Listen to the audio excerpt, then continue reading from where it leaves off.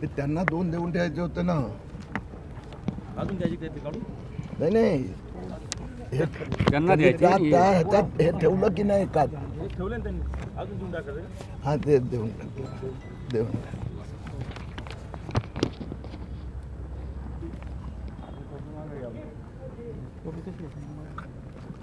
काढू का नाही राहू द्या सर. आज तिसऱ्यांदा भेट आहे आपली.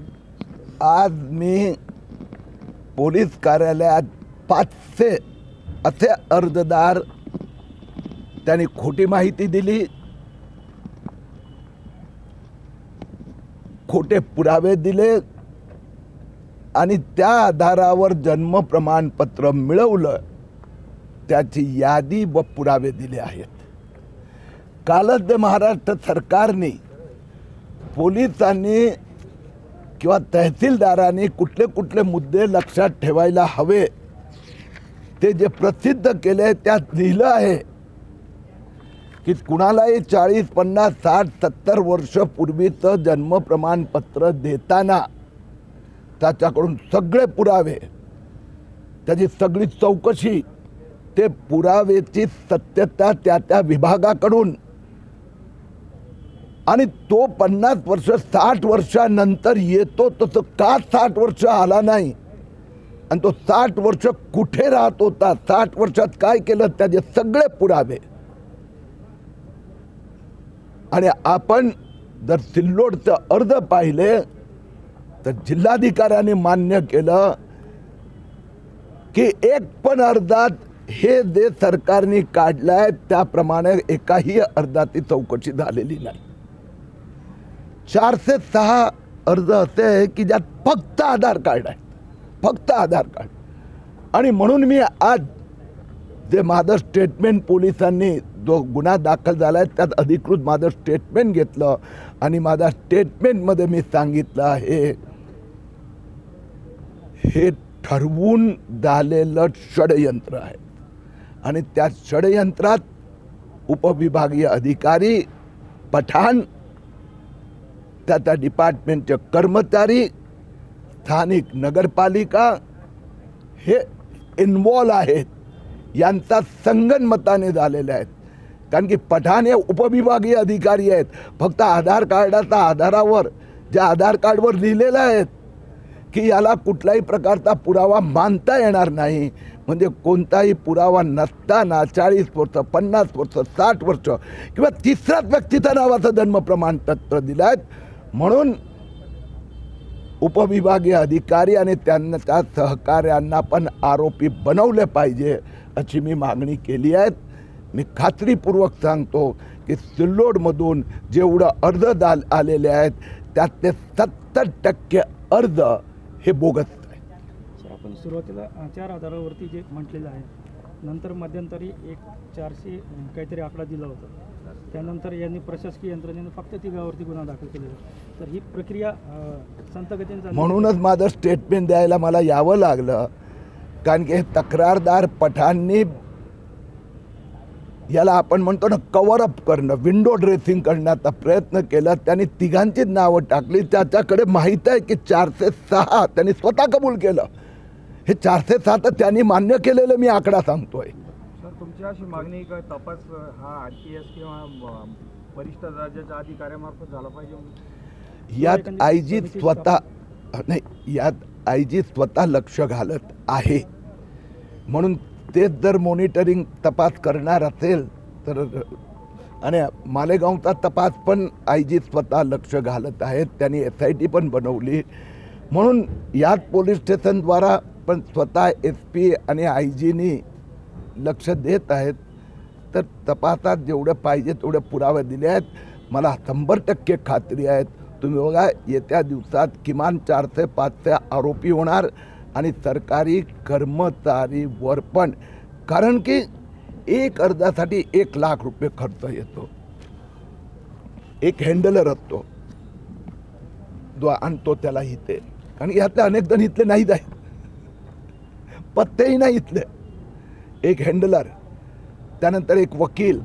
कारण की हे जे सगळे 4,500 अर्ज आहे ना, तर 2-4 वकिलांचं काम आहे.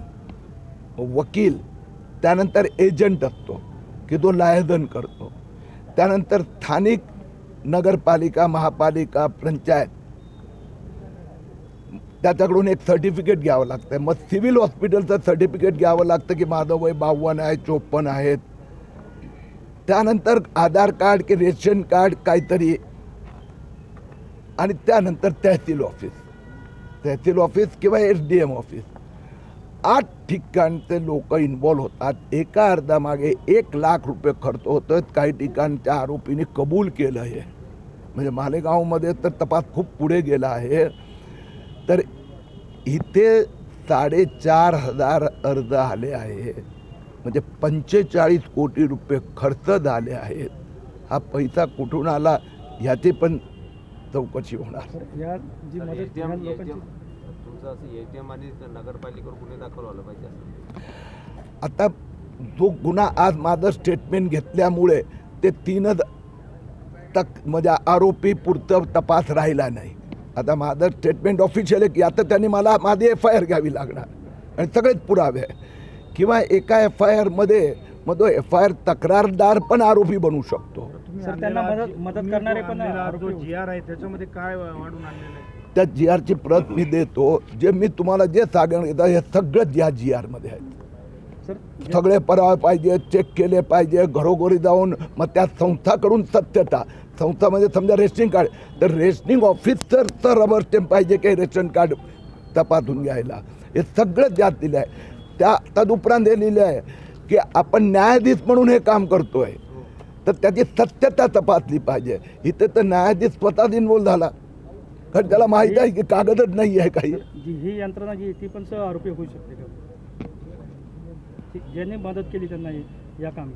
म्हणजे 2 गोष्टी आहेत की एक पोलीस प्रशासकीय ते ह्यात कुठे नव्हतेच, ते तपास व्यवस्थित करणार. दुसरी गोष्ट महसूल. की फक्त महसूल नाही ना. म्हणजे मी तुम्हाला तर काही ठिकाणी मी शोधून काढलं की रेशन कार्ड ऑफिसरनी काय केलं, जुनं रेशन कार्ड शोधून काढलं कुणाचं तरी रद्द झालेलं, त्यात यांची नावं वाढवून दिली आणि त्याच्या आधारावर जन्म प्रमाणपत्र मिळवलं. तपासात ते बाहेर आलं, हे तर मेलेलं रेशन कार्ड आहे. मेलेलं म्हणजे बंद पडलेलं. तर ह्यात जे असेल तिथे एका महापालिकेत असं आलं की तो महापालिकेचा अधिकारीच इन्व्हॉल्व होतो, सगळ्यांना स्टॅम्प मारून देत होता. आता मालेगावमध्ये तर आणखीन एक आलं असं फेक डेथ सर्टिफिकेट. म्हणजे ज्या व्यक्तीच्या नावाचं मृत्यू प्रमाणपत्र मिळवलं तो जिवंत आहेत आणि त्याने आणि त्याच्या मित्राने स्वतः जाऊन घेतलं. 30 वर्ष वयाचा सुफियान यांनी स्वतःचं बोगस डेथ सर्टिफिकेट यासाठी मिळवलं की ज्यांना अतिरेकी कारवाई करायचं असतात ते स्वतःचं अस्तित्व खतम करतात. ओके सर, आपण बोगस म्हणताय सर, पण मात्र मग तसा प्रतिसाद तो मिळतोय का इथला प्रशासनाचा, इथला स्थानिक प्रशासन? आतापर्यंत महाराष्ट्रात 19 FIR झाले. आता सरकारने जे मी गेले 3 महिने जर लढतोय, सरकारचा जो आत्ताचा GR आहे ते जे मी तुम्हाला ह्यापूर्वी सांगितलं ते सगळंच त्यात आलेलं आहे. म्हणजे प्रतिसाद तर मिळतच आहेत. आम्ही असं ऐकलं होतं की तुम्ही आज मालेगावला जाऊन काहीतरी होळी खेळणार आहे. हो, जाणार आहे ना इथून आता संध्याकाळी 7:30 वाजता मालेगाव, 5:30 वाजता आणि आधी म्हणजे कलेक्टर, पोलीस या सगळ्या अधिकाऱ्यांसोबत मिटिंग आहे 5:30 वाजता ह्याच विषयावर. आणि 7:30 वाजता होलिका उत्सव, त्यात बांगलादेशी रोहिंग्यांचे पुतळे जाळले जाणार, दहन करणार. दहन. सर तुम्ही बोलले होते की 24 तासामध्ये मी गुन्हा दाखल करणार आहे, या संदर्भात